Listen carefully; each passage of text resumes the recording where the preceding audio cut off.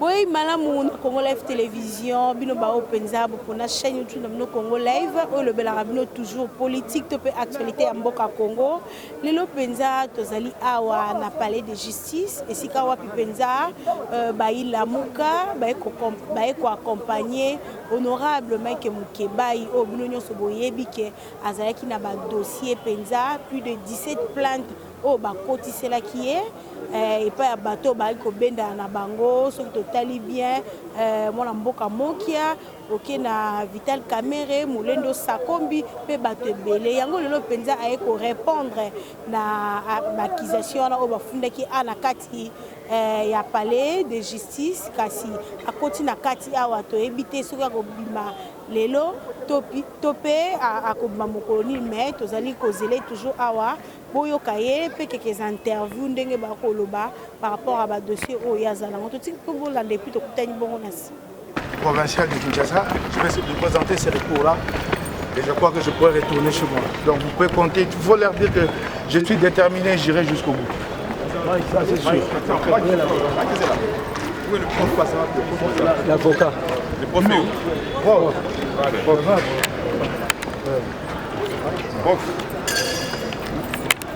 Même sur papier où? Faut la pluie, non? Ouais, bon. Ça va? Ok. Ça va la copie là? Je vais l'avoir.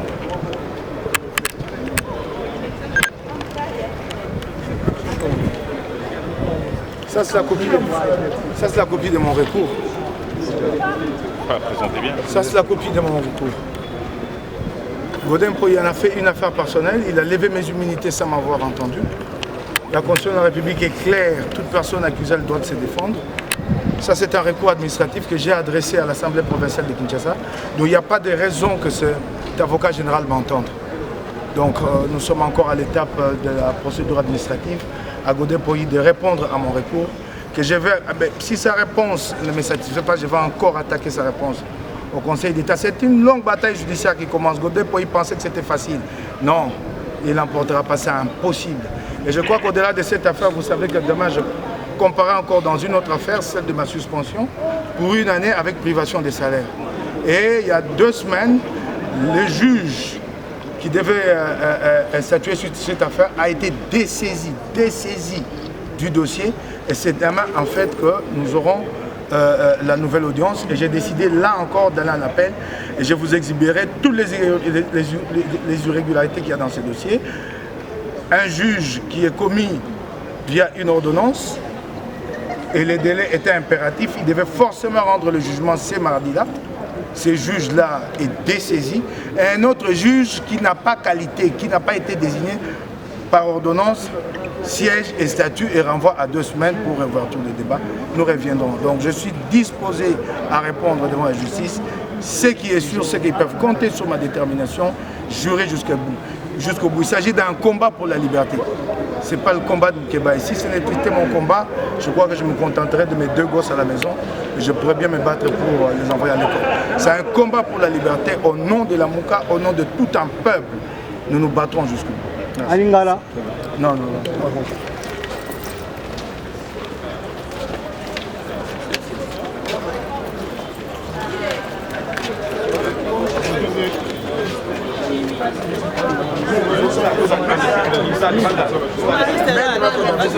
Non, le Bobby, mais la cacao. Non, le Bobby, ma cacao.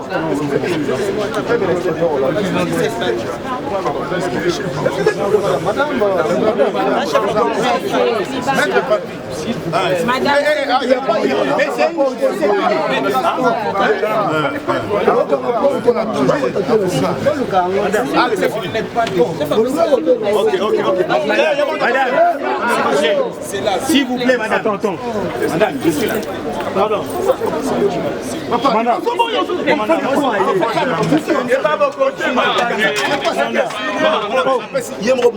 Non, Mike, il n'a pas fait le choix. S'il vous plaît. Non, a fait le choix, il m'a dit s'il vous plaît d'abord.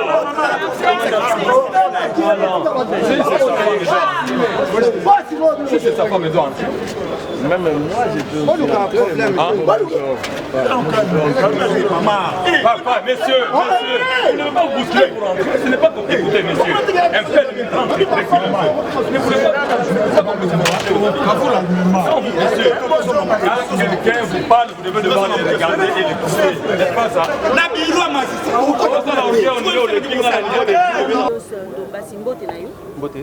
Tomoni présence na yo awa na palais de justice ou apepa yo mwana mboka honorable Mike Mukebai et afunda kié point de vue na yo ben eza nazana passe motema de voir que lelo yo ba lever immunité si facilement il y a honorable Mike Mukebai. Mike Mukebai c'est quelqu'un qu'il faut respecter na rata mboka au Congo na musala oazo sala ya investigation mboka au Congo et kambambi na bosalte mingi et je pense que Congo est bon à ceux qui battent le roi Mike Mukebai ba rozata ba 10 ba 15 ba to a dénoncer kabilo randengwana. Aujourd'hui nous sommes là pour le soutenir pour aye bakaza yé mon côté la muka ezali indivisible to soutenir Tina Souka. Nous allons attendre soit ma 22h soit ma 23h tous ali awa pour soutenir bien sûr Mike Mukebai na marmio so Mike Mukebai à lobby. À lobby maman 15 millions. Est-ce que ça le coûte? Et ça li réalité. À lobby que non, vous dites que bah ceux qui m'a pas bon, bah vérifier peser à solo. Vous kangé pour nanini. Bref, ezali maman soni mingi. Na zappé un message mon aibisa pasteur Godempoy. Aza la pasteur à dimanche té. Aza la pasteur pe lundi, mardi, mercredi, jeudi, vendredi, samedi à dimanche té. Déjà tant aux opi mais la moute. Azo salaire né pendant une année l'intention ni. Dans la bana. Il faut attendre ça. Il faut balia. Aux opi mais là une salaire une année na idée. Et puis si facilement paie au longoli immunité nae. Mais là aussi on a na bana bandal. Bota la moto pour na qui bambazo sala. J'espère que Bossel sabiso que dans 5 ans a meka coup raison à sauter na carte carrière nae politique. Donc bref, nous sommes derrière Mike Mukebai. Nous toroti a été diaspora et bango clairement que Mike Mukebai tout qui était la preuve en est je suis député national na RO il fait na siéger na assemblée mais na yé quelques minutes pour nous appeler Mambo Tena encourager et puis de raison à tout. Merci beaucoup.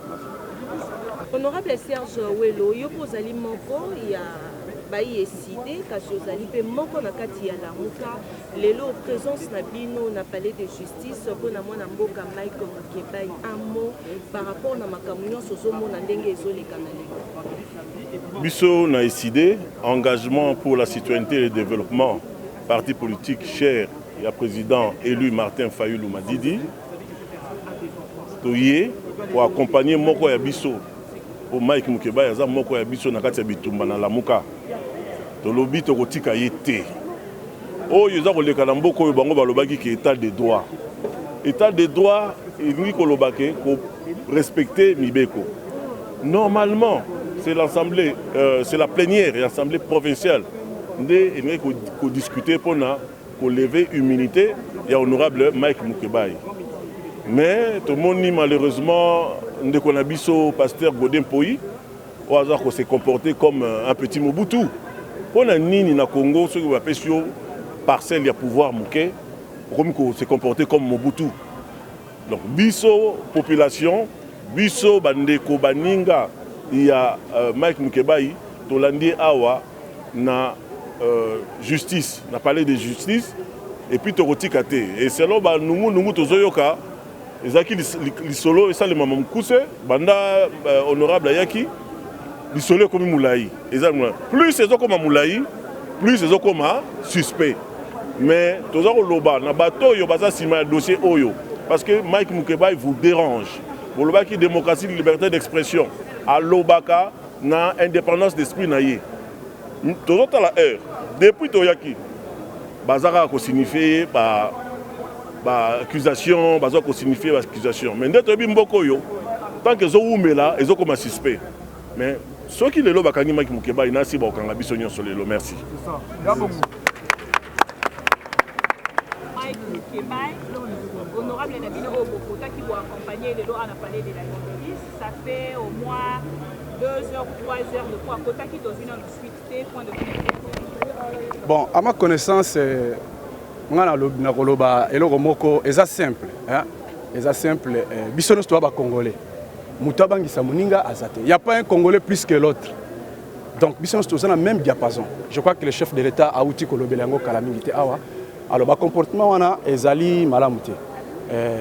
Ngana koloba est que message n'a pas c'est pas à pasteur Godin Poy.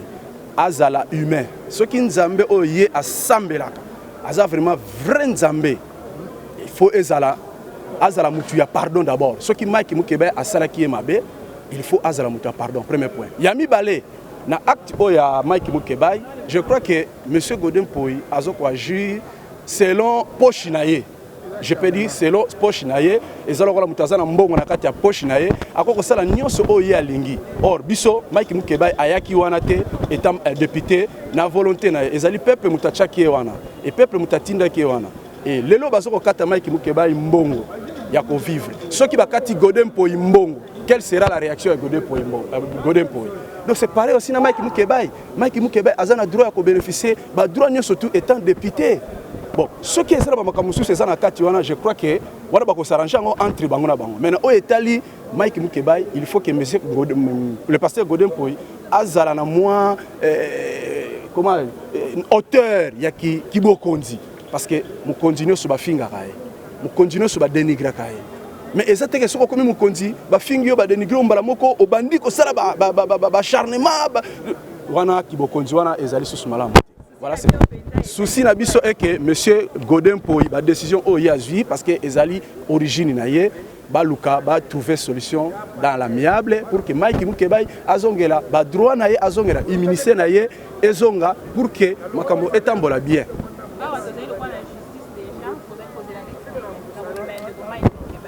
Oui. Bon, pour Mike Mukeba, tout ce qu'on s'attend à rien, tout ce que nous avons souhaité que justice est ça là. Et ça est à la makamona, il y a souplesse, il y a normal, c'est tout. Mais la justice à la pencher d'un côté, c'est ça. Au lieu de kanga muto ba lobi ayi, est-ce à lobi ke ba yibi est-ce que ba kosi? C'est les fois que je vous poser. Alors moi je pense que tout ce qu'on peut faire ba mataba kita rien ne veut changer notre détermination ba koya lelo to mona ba oyebi bato andu kanga Tshisekedi, il pensait que ça faiblir mais devenir de plus en plus fort. Le problème est clair. Aujourd'hui que yé moko président de la République a yambi inspecteur à lobi qui a continué à la qui se bateau et qui est basé dans la justice. Où est le problème? Il ne faut pas chercher des positionnements perso pour régler bateau compte. Le combat que nous menons, ce n'est pas un combat à individu, c'est un combat pour la génération. Alors nous nous battrons jusqu'au bout, afin que Mbo Cannabis et Kangola. Mais ndeko meta balobi te binonde bozabo e bozali makasi na diffamation. Bolobara makambu ba preuve ezalaka te. Est-ce que le lo ndenge ba fundi honorable Mike Mukeba awa ma nyonso ba ko funda ye bino bozali na preuve pour na liste yo bozalaka te. Mais ba la liste ngana kati ngana yeba ba ganga pe kati. Quel est le problème? Diffamation, bino boko zombongo ba Congolais boko diffamer bangote. Ozomona. Moi, je peux te montrer, dans une Afrique TV, j'ai montré un documentaire. Quand on a dit que beaucoup de gens ont mérité, donc il y a diffamation. C'est comme Bongo Bakoloba, qui a 15 millions. Balakis même qui a un compte sur 15 millions. Il était 1600. Tout le bâtiment. Moi, je pense que ça, Biloko. Il paraît qu'il y a une caméra présente à Katiao. Il vient par fonder. Donc les gens sont dans la position et moi je qu'on profite pour nous connaître tout il y a pas fonder à wana wivine alenga donc nous nous battrons un jour pour te Mbo Cannabis et récupérer liberté et loko mo côté kozonga sima. Et d'ailleurs si on était serré dans ces pays na Mike na ba caméra na vraiment les gars na parquet si on était sérieux avec nous-mêmes. Donc nous nous combattons, nous battons. Donc, je peux vous dire que Moral Mike est au Zénith. J'étais avec lui ce matin. Nous ne traînons rien. Notre combat, c'est pour le Congo. Nous nous battrons jusqu'à ce que vérité et bima. Au Kanga, intimidation. Nous nous battrons jusqu'à ce que Mbo Cannabis biso tobunda alternance avec alternative. Tobunda te po battement de réunion Cannabis. Biloko tobundisa yango na kabila et ko landa biso ti lelo nous allons nous battre na ko ebisa yo moto ko banga alité. Merci. Merci. Pour ba panzisa ngonyo so obaye awa. Eloko ezo sala nga d'abord passi, je pense que tant nous allons na poser un changement.